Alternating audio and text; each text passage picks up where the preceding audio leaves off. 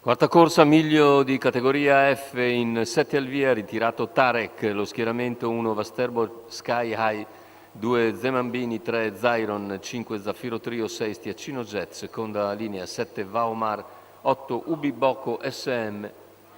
I favori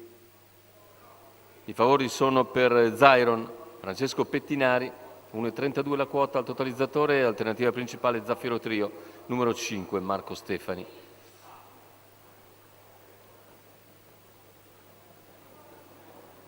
In partenza velocissimo Zyron, supera in breve Zemambini, conquista il comando mentre si accoda in terza posizione Zaffiro Trio, rimane al largo Stiacino Jet.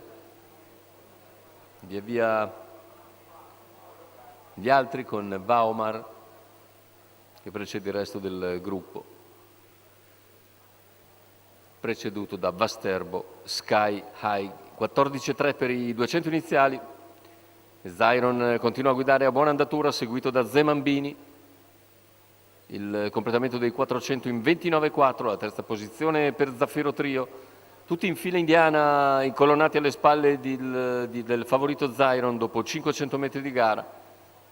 Andatura che si mantiene sollecita, anche se ora c'è un rallentamento in piegata e i 600 se ne vanno in 45 netto, da 1,15 al chilometro.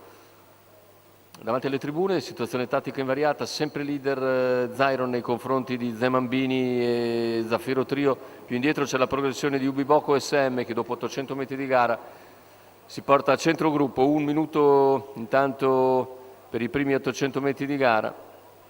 Situazione che non cambia con Ubi Bocco che trova l'anticipo di Zaffiro Trio e così ne può prendere la scia. Il Zaffiro Trio entra in scena così a 550 dal palo. Si porta in breve su Zyron. Zyron replica accelerando, Zaffiro Trio supera Zemambini in difficoltà. Mentre in terza posizione scende Ubi Bocco SM, 400 alla conclusione con Zaffiro Trio che sposta nuovamente, va su Zyron, seguito da Ubi Bocco SM, all'interno cerca di infilarsi anche Stiacino Jet. Zyron viene coperto interamente da Zaffiro Trio al completamento della piegata, ingresso addirittura d'arrivo. È cattivo Zaffiro Trio su Zyron che sembra in difficoltà sotto l'attacco di Zaffiro Trio che sta passando, ma Ubi Bocco insiste a centropista, finale con Ubi Bocco SM che passa su Zaffiro Trio, mentre per il terzo probabilmente all'interno Vasterbo Sky High ha ragione degli avversari.